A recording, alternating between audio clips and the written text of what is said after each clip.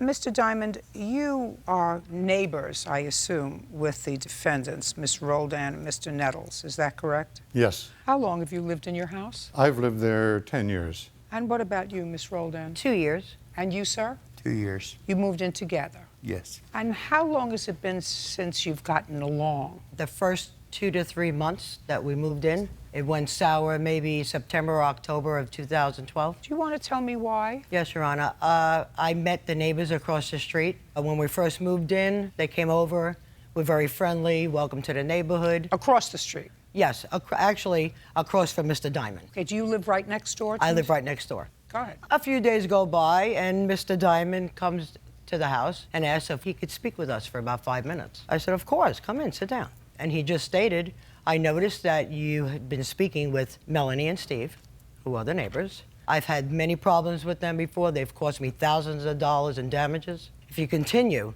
to bother or speak with these people, I will have to beef up my security. And I told him, I'm sorry. I mean, I just moved in. I'm not going to stop talking to people because you have a problem with them. You're absolutely right and absolutely reasonable. And I apologize, but that's just the way it is. You beef up whatever you can. Did that happen, Mr. Diamond? No, Your Honor. Well, you tell me your version of how it came about that you and the defendants, who are your immediate next-door neighbors, started to have problems. And then in 2 seconds, I'll get to this nonsense of lawsuits that I hear. Well, that conversation just simply never occurred. We got along for some months, and then another neighbor went up north and didn't want cars parking in her driveway because they could drip oil. She asked me to please watch, and if there were any cars there, please try to get them removed. She said if I had to, I didn't know whose it was, please call the police. Their car was parking there one day. I didn't know whose it was. I asked Frank if he knew whose it was, if it was his, and he didn't answer. He just simply turned and walked away from me in the house.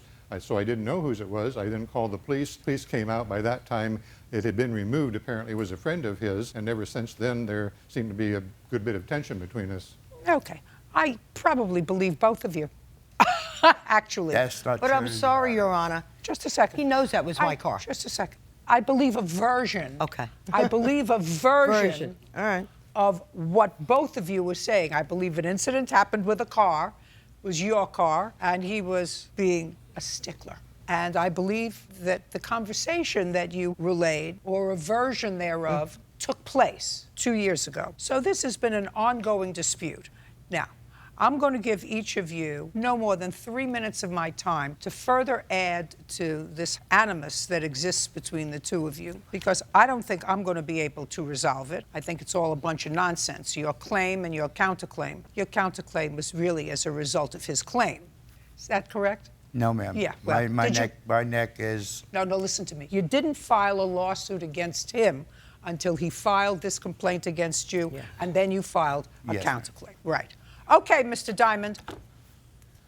All right, on May the 9th of this year, about 1:15 in the afternoon, I was spot spraying some weeds in another next-door neighbor's backyard. She's elderly. She's in a rehab facility. I've sprayed her weeds for some years, and while I was spraying, Mr. Nettles came really charging across my backyard. Ms. Roldan was approximately 20 feet behind, trotting quickly to sort of catch up with him, and they came over to me, and he began yelling, "Get out of there, you have no reason to be there, you have no permission to be there, get out of there." I can't actually recall what else was being said at that point. I can't actually recall exactly You were on somebody else's property. Yes, that I have had permission. Just a second.